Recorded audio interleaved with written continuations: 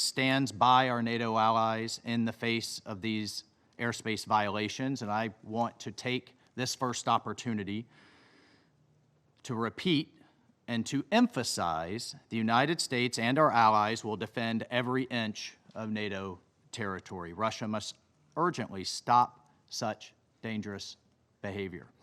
At a time when President Trump in the United States has been focused and spent an enormous amount of time and effort to end this horrific war between Russia and Ukraine, we expect Russia to seek ways to de-escalate, not risk expansion. Of course, I too welcome the participation.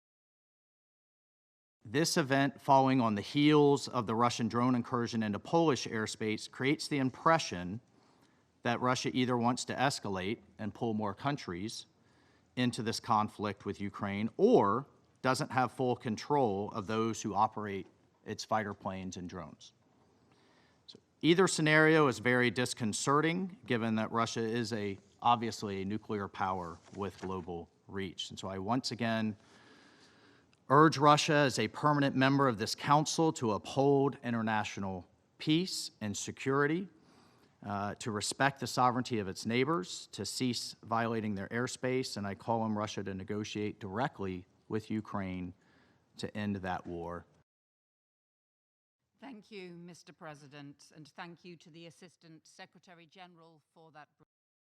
At best, these latest acts are dangerous and reckless. At worst, they are a deliberate attempt to undermine the territorial integrity of sovereign nations and European security. They risk miscalculation. They open the door to direct armed confrontation between NATO and Russia.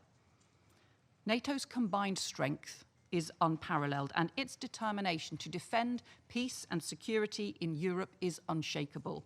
Of this, Russia must be in no doubt. And I commend the resolute and firm response of Estonia, Poland, and Romania, and all NATO allies. I welcome the launch of Eastern Sentry on 12th of September to ensure the safety and security of the Alliance's eastern border, and I'm proud that UK aircraft are taking part.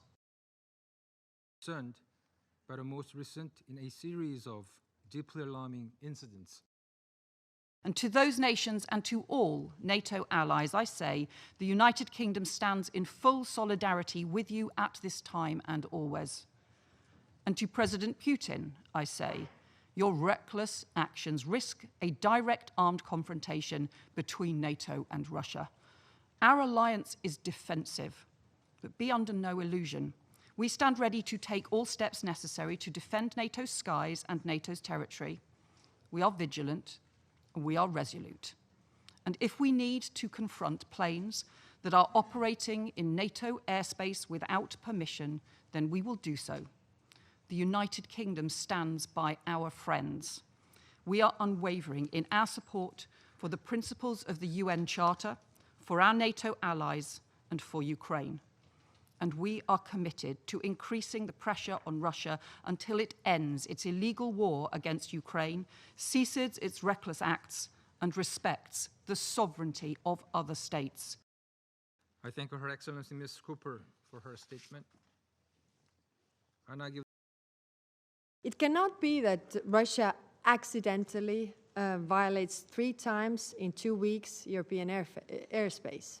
And if it was accidentally, it was a mistake, there has been plenty of time for Russian Federation to apologize and say, sorry, we made a mistake. Instead, we see a pattern. Russia is testing European borders, probing our resolve, undermining the security of the whole of Europe. Russia will continue to provoke as long as we allow it. Ukraine started, so please don't lie again.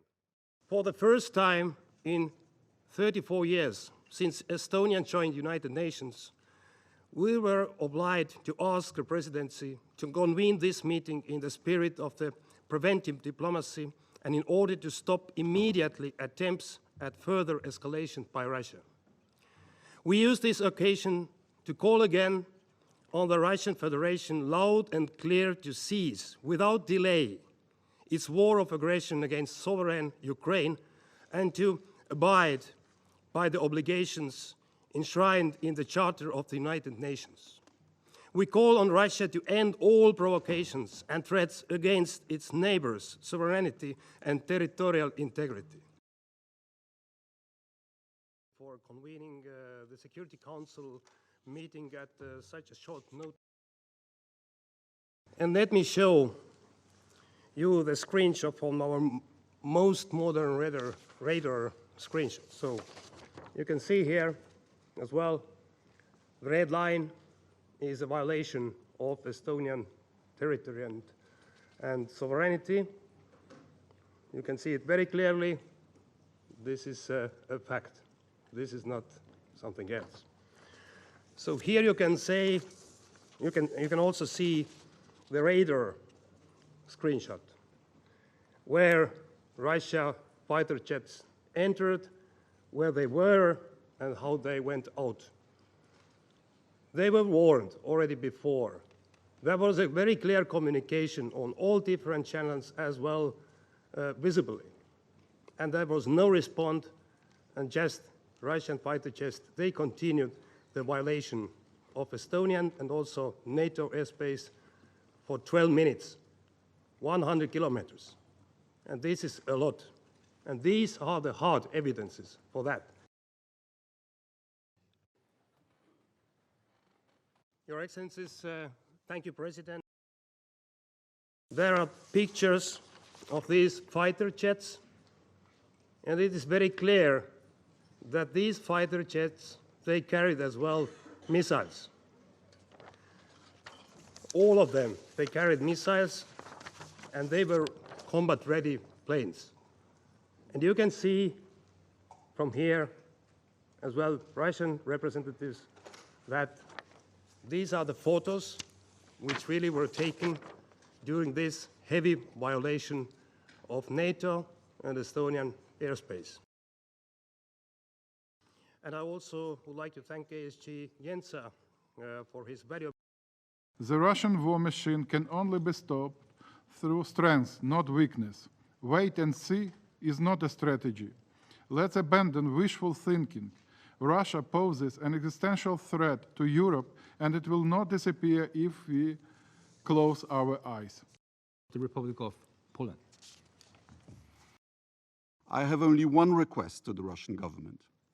If another missile or aircraft enters our space without permission, deliberately or by mistake, and gets shot down and the wreckage falls on NATO territory, please don't come here to whine about it. You have been warned. Thank you. Несмотря на очевидный диагноз, а между тем факты свидетельствуют о том, что 19 сентября 3 российских истребителя МиГ-31 осуществили плановый перелет из Карелии на аэродром, расположенный в Калининградской области, который выполнялся строго в соответствии с международными правилами использования воздушного пространства. Российские воздушные суда не отклонялись от согласованного маршрута и не пересекали воздушное пространство Эстонии. Их траектория проходила над нейтральными водами Балтийского моря, на удалении более 3 километров от острова Вайндла. Это подтверждается данными средств объективного контроля. Содержащиеся в этих словах, в Европе предпочли пропустить его мимо ушей. В общем, бывшие наши европейские партнеры, хотите истерить, нагнетать и продолжать бездоказательно в чем-то нас обвинять – дело ваше. Но это без нас. Мы в этом театре абсурда участвовать не намерены. Да мы вам там и не нужны. Захотите серьезного разговора о европейской безопасности, о судьбах нашего общего континента, о том, как сделать его процветающим и безопасным для всех, мы к этому готовы. И вы знаете, как нас найти. Благодарю за внимание.